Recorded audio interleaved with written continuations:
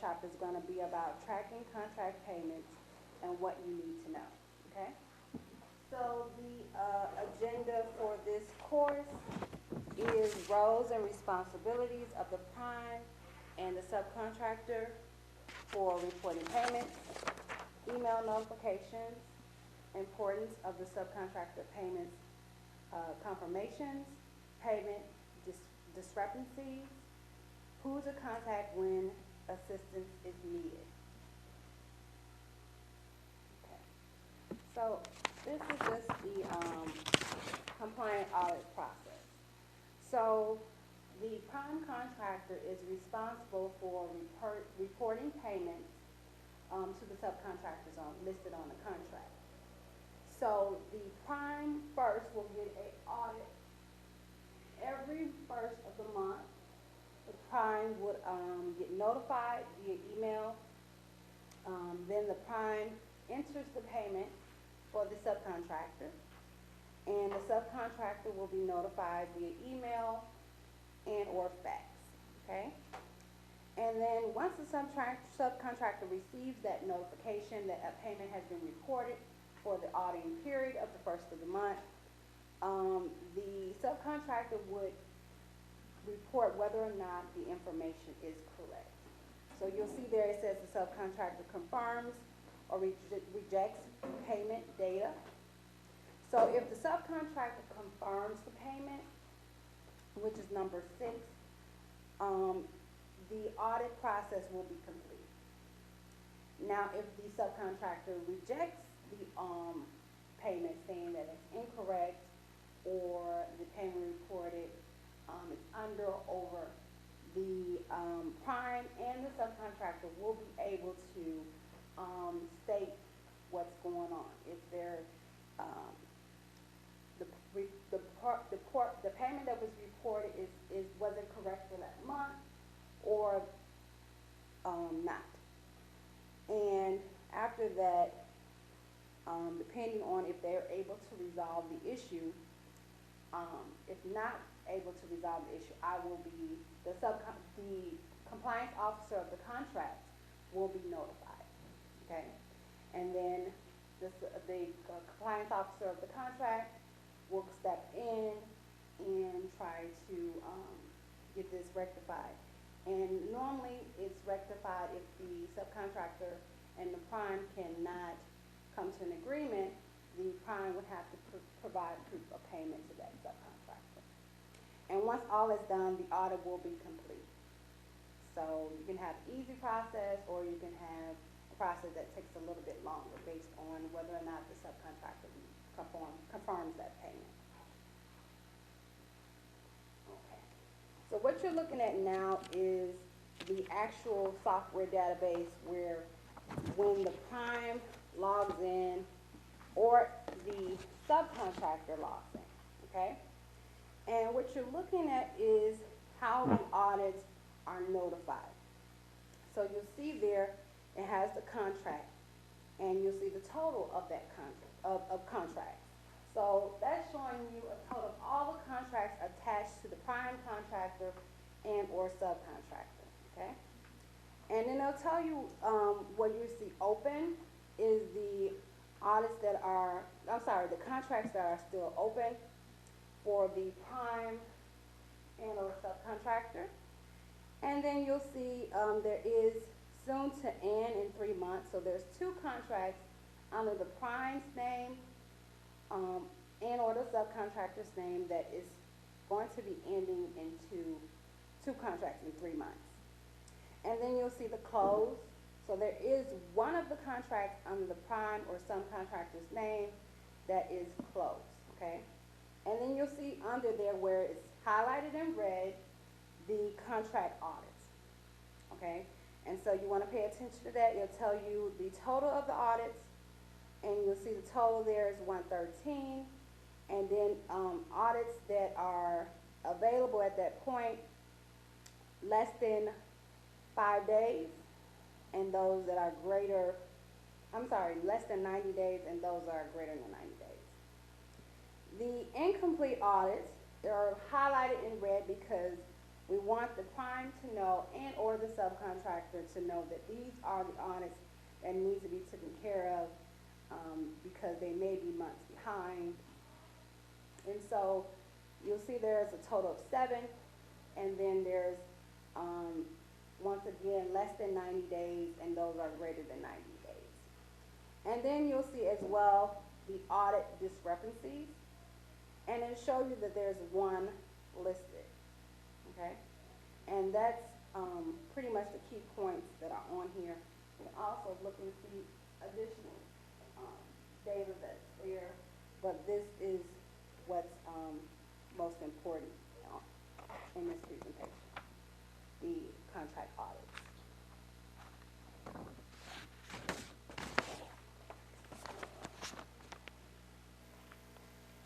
Okay, so step 2, prime contractor clicks incomplete audits. So you'll see here a list of the incomplete audits that have not been reported by the prime contractor, and it lists the contract number and title and the organizations. So, and then it'll say pay to prime, pending, not reported, and these are the incomplete audits. So the prime contractor will be able to click on the hyperlink under the incomplete, where it's showing in red, and see the audits that need to be reported for their subcontractors. Okay. So this is also additional what the prime contractor will see. Okay, number 3. Okay. So the reporting. So the subcontractor name will be listed, and this shows the information. Submit a response for each item listed below by clicking each link. It is possible that some actions are not available at a specific time.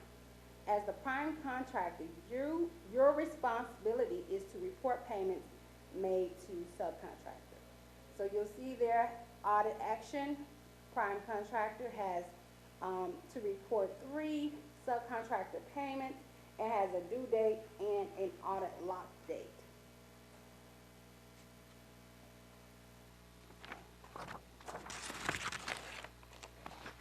Okay, step 4. Prime contractor submits all sub payments. So you'll see here, which the prime contractor will see on their dashboard while they're entering the payments, the list of the subcontractors under the contract, the auditing period, which shows here April 2015, and it'll show their percentages for the contract goal, the estimated total amount for that auditing. I don't know if that's the period or it may be the entire contract, and the actual percentage that they're trending at that point in time when the prime goes into to report those audits. So you'll see sub-scoring, for example, the actual percentage of the participation, amount paid based on the payment already paid to the prime is only at 0.211%. And that's just an example. And then you'll see the subcontractor payment information. That's where the prime contractor would enter the dollar amount, and those are highlighted in the fields under the red. Okay.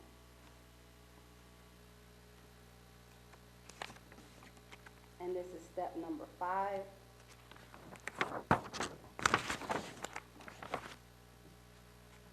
No, I'm sorry, it's another step, number 4. My bad. Okay. Prime contractor submits payments individually. So the one before shows that where the prime can just enter payments to all their subcontractors, and this one shows where they would enter them individually. And normally this happens if they want to make a statement or comment under the audit. Okay, so that would be the check number for which the audit payment was made with, whether or not the subcontractor was paid within that 7-day period, once they received payment from whatever organization, let's see, Chicago, Chicago Public Schools, Chicago Public Libraries, etc., right? And if they want as well, they can attach the actual check to show proof of payment. So that's here's okay, so finally, step number 5.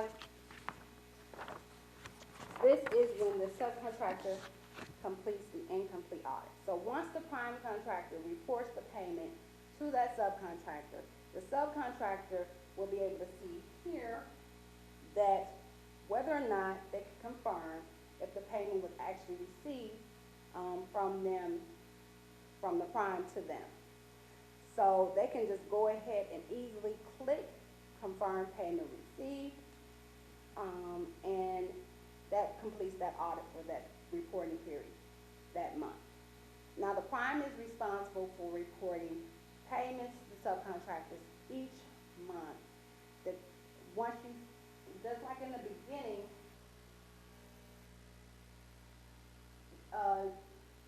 based on the flow chart, you'll see that on the first of the month, there is an audit generated to the prime contractor.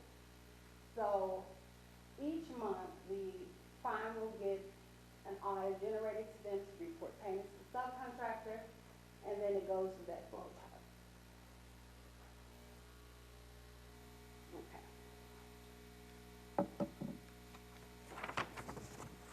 So we're going to move to step 6, where the subcontractor responds to the prime payment. Okay. So here you'll see in this example, for April 2015, the prime contractor reported, and they reported a total paid to the subcontractor of $5,000. They did list the check number, the invoice number, and the date in which the payment was paid. So you'll see here, you'll see there's additional information. So the subcontractor could go ahead and say, hey, yes, we received the payment. Yes, the payment was made within that 7-day period. Was there retainage? If they wanted to attach something, they could. If they wanted to make a comment. Also, what you're seeing here on this slide is where the subcontractor will report whether or not the information is incorrect. And you'll see there is a point there where you could just put that little bullet there for incorrect, and the process would go through where you can make a public comment. The prime would see that comment as well as the compliance officer on that project.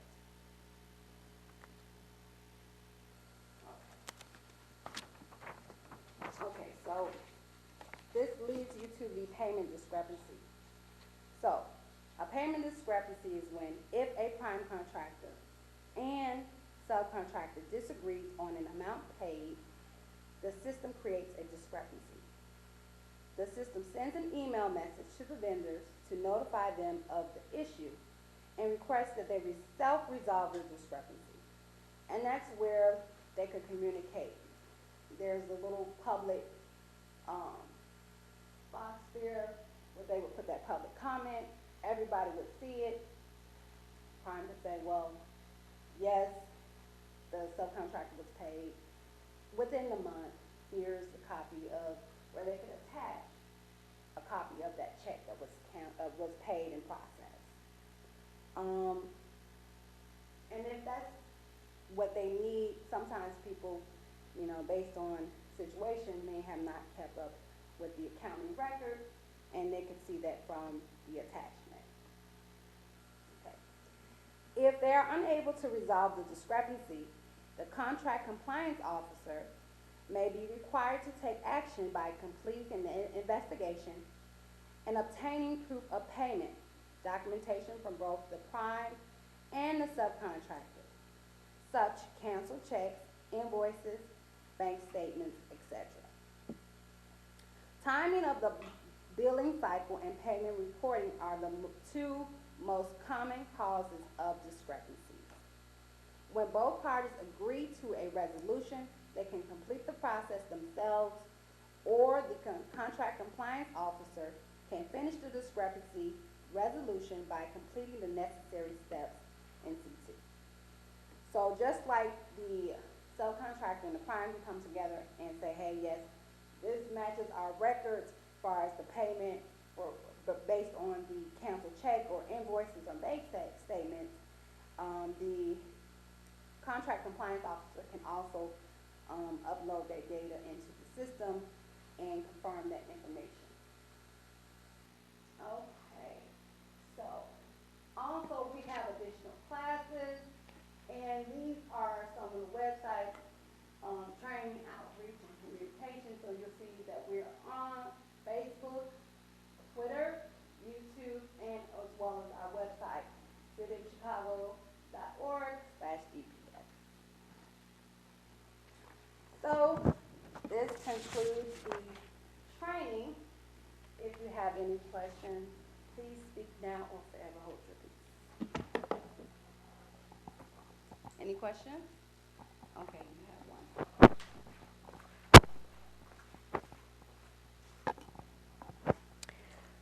Okay, so subs are to be paid within 7 days of the prime being paid, typically?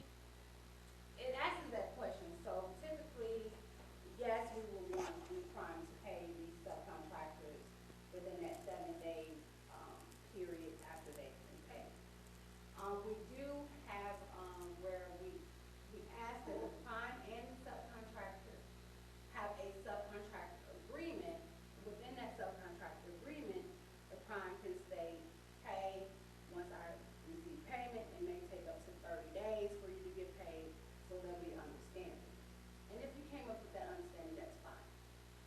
So say for instance, you receive the payment, but it is a month after you actually perform services, you can say no, and then in that comment, you can put pay within 30 days. Okay. Okay. And then with this report, the prime, it shows the prime information and then the sub payments. So the subs can see, do they have access to the same information, or they just see when they get paid? Do they see all of the subs on a project or just themselves? I'm not quite sure. I believe you will see your data. So you'll get a lot of the notifications of your subcontractor will get, that particular subcontractor would get all the notifications of their contracts within the City of Chicago certification system, the payments that were reported by their primes, so there'll be a number of primes based on the number of contracts that you're on as a sub, and you'll see that data that's been reported by each prime for as far as pay. The city wants to make sure that the subcontractor gets paid. So that information will be available to you as a subcontractor on that contract. I don't know if you'll be able to see other payments being reported to other subcontractors. Okay. I think those were my only two questions. Okay. Anyone else? Questions?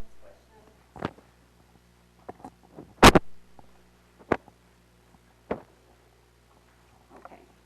So, just to be mindful, I want to just let you know that this is a workshop to give you examples and details of how it looks in the City of Chicago certification compliance system, which we call C2.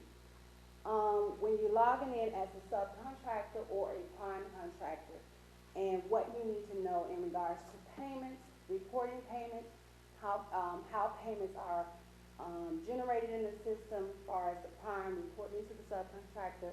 If you're a prime, your responsibility of sending payments, reporting payments that were actually paid for services to your subcontractors. Any other questions? All right, so that concludes the training for today. I do have my card here. My name is Shantae Clay, and I am a compliance officer for the Department of Procurement Services. Thank you for attending.